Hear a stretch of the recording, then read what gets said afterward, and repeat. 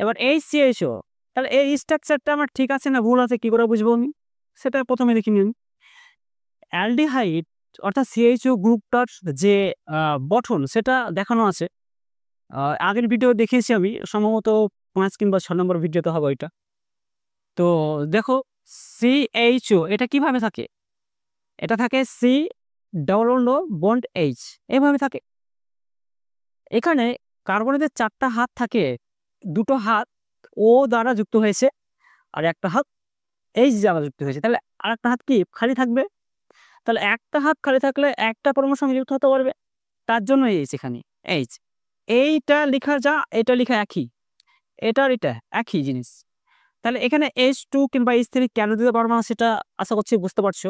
যেহেতু কার্বনে একটা হাত খালি থাকছে তার জন্য একটা পরমাণু অর্থাৎ একটা হাইড্রোজেন দ্বারা ফিল আপ থাকবে, 2টো হাইড্রোজেন কিংবা 3টে হাইড্রোজেন থাকবে না। এভাবে কেউ যদি লিখে এটা, তাহলে এটা ভুল। কারণ এখানে যদি দেখো এখানে 3টে হাত, তাহলে হাইড্রোজেন 2টো, তাহলে কি এভাবে অ্যাকচুয়ালি হয়, 2টো যদি বসে তাহলে অ্যাকচুয়ালি এভাবে থাকি এইভাবে হয়, তাহলে কি 5টা হাত হয়ে যাচ্ছে। কিন্তু কার্বন তো 5টা হাত থাকতে পারে না, আমরা জানি যে বাইরের কক্ষে 4টা ইলেকট্রন থাকে তার জন্য।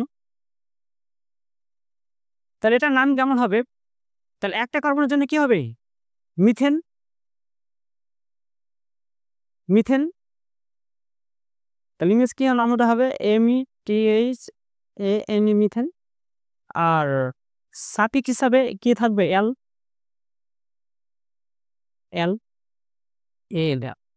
একই রকম ভাবে আগে যে আমরা অ্যালকোহলের ক্ষেত্রে দেখলাম নামকরণ, ঠিক ওরকম নামকরণটা হবে যে শব্দমূলের শেষে যদি ভাওয়েল থাকে আর সাফিক্স যেটা বুঝবে তার আগে যদি ভাওয়েল থাকে তাহলে শব্দমূল থেকে যে ভাওয়েলটা আছে সেটা কিন্তু অমিট হয়ে যায়, রিমুভ হয়ে যাবে।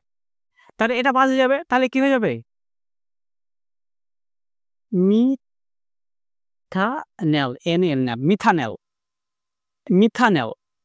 তার পাশে লিখে দিই মিথানেল, মিথানেল। তাহলে এটা একটা কার্বন দ্বারা যে অ্যালডিহাইড তৈরি হচ্ছে তার নাম হচ্ছে মিথানেল।